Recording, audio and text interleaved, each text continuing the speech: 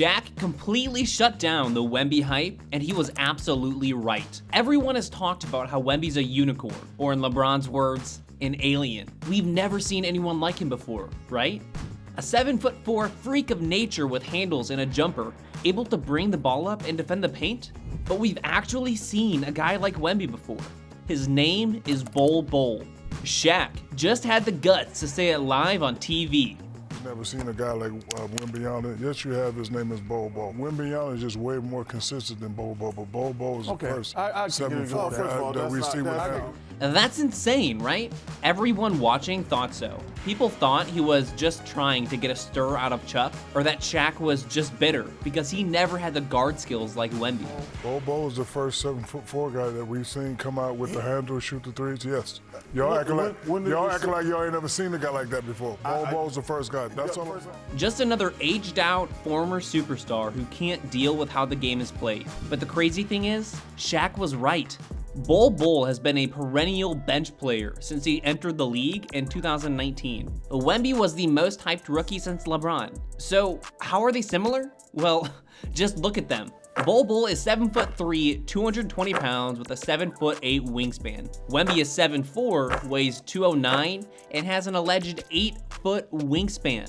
Shaq didn't really discuss Chet Holmgren because no one got to see him play last year after he hurt his foot in the Drew League. But he's also 7 feet tall, a $195, and has a 7'6" wingspan. If he didn't get hurt, Shaq might be comparing him to Chet.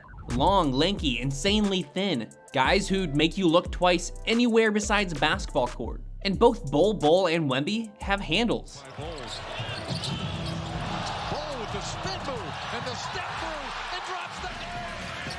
Well, they have a system. On the drive. Both have a great outside jumper. Space behind him. Wembanyama, it's another jump open here for the Magic. Bol. In his 1 year at Oregon, Bol put up 21 points, 10 rebounds, and almost 3 blocks a game while hitting an insane 52% of his threes. Compare that with Wemby's stats in France, and you kinda see the resemblance, almost exactly the same. Bol was a fan favorite before he even laced up his first pair of sneakers. His dad was Manute Bol, the Sudanese swatter, who averaged 5.0 blocks per game as a rookie. Manute was 7'7" and maybe 200 pounds, built like a pencil. His nickname was literally the human pencil in sneakers. Manute was like the basketball version of a cult classic. Anyone who's heard of him adores his career, but he had zero skill, just a massive reach and a desire to prove himself on the court. When you have more blocked shots than points in a career, you may be lacking fine-tuning. Bol Bol was a little luckier having a former NBA star as a father. From day one, Bol Bol trained at his craft. So he was blessed with his dad's stature, but unlike his dad, he was hooping as a child. That combo led him to be insanely gifted, having a tight handle and a smooth jumper. Bol Bol first blew up in the bubble. People knew his name from college, and everyone was on his side. Once the 2020 bubble hit, he put the league on notice. Everyone was suddenly a fan, but it quickly faded. He could never get the minutes fans, and maybe Bol himself, thought he deserved. After all, he was playing behind Nikola Jokic from 2020 to 2022. Is there a worse guy to be backing up? Here's Troy Brown Jr. quickly up to Bonga, and Bonga, that should have been a goaltend. He was sent to Boston in the spring of 2022, never playing a single game for the finals runner-up. That summer, he signed with the Orlando Magic, and it was on. For the first time, he got real minutes, playing 22 minutes a game in 30 starts across 70 total games, all career highs. The Magic were rebuilding around their prized #1 pick, Paolo Banchero, a perfect time to experiment with a guy like Bol.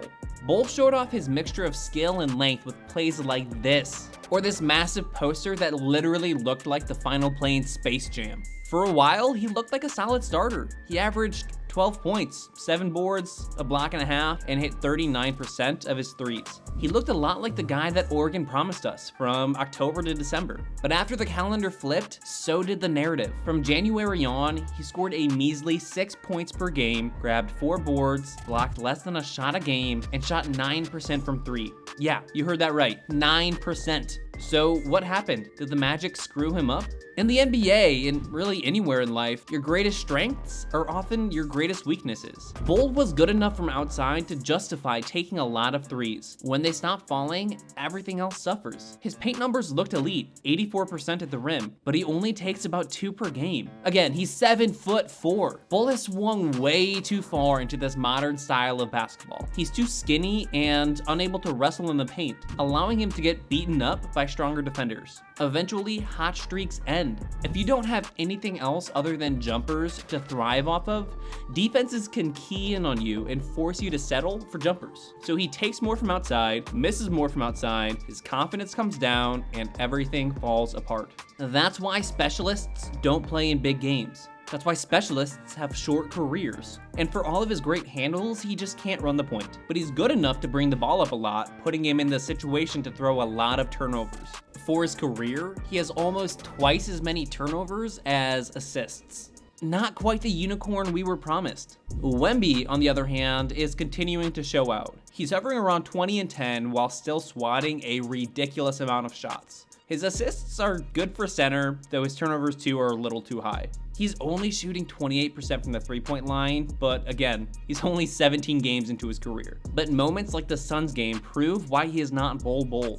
Against the Suns on November 2nd, the same day Shaq compared Wemby to Bol, the big rookie put on a show. 38 points, 10 boards, 3 of 6 from deep. More importantly, the team was on his back in the final moments of the game. This was the second straight game against the Suns in Phoenix that Wemby single-handedly won, beating 2 top 10 players as the best guy on the court. So what's the difference? When you look back and compare Wemby's pre-NBA stats to Bol, France to Oregon, they look similar, but that's completely leaving out the competition. From day one, Wemby was playing against grown men as a teenager. Bol grew up playing AAU, matched up against fellow kids, scrimmaging 3 times per day every weekend for years. Wemby had legitimate coaching and competitive matchups with high stakes, again, against adults. But that's not the biggest difference between the two. The real difference is a secret to basketball that most people don't recognize. It's not about basketball. The level of skill between the best players in the league to the worst is very slight. That's why guys like Cam Thomas or Jeremy Lin can light the league on fire for 2-week stretches at a time. But that's also why guys like Adam Morrison and Anthony Bennett never made it. The Bobcats weren't wrong about Adam Morrison. He didn't somehow trick the world into thinking he was skilled. Guys like Wemby and every other star who's ever made it in the league have the mental disposition it takes to thrive. That's the difference. The level of pressure it takes to play professionally is astronomical. Most players can't do it consistently because of lacking confidence, dedication, or that clutch gene. Wemby already has that, and that's why he'll be a star. Let's also not forget who his coach is. Sure, there's the chance Wemby doesn't live up to his potential. He's still skinny, he's still weak. The media narrative might turn on him after a bad rookie season, especially if the Spurs continue to lose. Could that get in his head? Only time will tell. But maybe Chet is a better comparison, especially now that we are seeing firsthand Chet Holmgren's talent after returning from a foot injury. In this young season, all eyes have been on the 2 aliens, Chet versus Wemby. Chet's better right now. No one's really arguing otherwise. Sure, Wemby has the overseas experience, but Chet's been in the league a year, surrounded by NBA talent and coaching. Wemby might be the guy for the Spurs, but the Spurs are also a dozen games below 500. The Thunder are contenders. FanDuel agrees they have Chet as the -145 favorite to win Rookie of the Year above Wemby at -110. Chet might not have the freakish body type of Bol and Wemby, but he's still a long, lanky, skilled center. If Chet didn't get hurt last year, do you think Shaq would have made that comparison? Do you think the Wemby hype would be nearly as high? We know Wemby has already proven he's got what it takes to succeed in the league. What comes next? Block titles, Defensive Player of the Year awards? Can he go down as a top 5 player? If so, why can't Bol? After all, according to Shaq, they're the same player. Bol and Wemby are similar in a lot of ways. They have the physical makeup of a unicorn and the skill it takes to stand out. If this were a 2K Build-A-Player, they'd be cut from the same cloth. But you need 3 things to thrive in the NBA. The physical makeup, check. The skills, check. Beyond that, you need the mental makeup. Wemby has that, Bol does not. In that respect, they couldn't be farther apart. Do you think it was crazy for Shaq to say this isn't the first time we've seen a guy like Wemby? Do you still hold out hope that Bol can be a superstar? Let us know in the comments, then watch how Kobe Bryant was totally right about James Harden next. Listen to The Wrong Opinion, useless NBA trivia, and garbage rankings for more NBA content.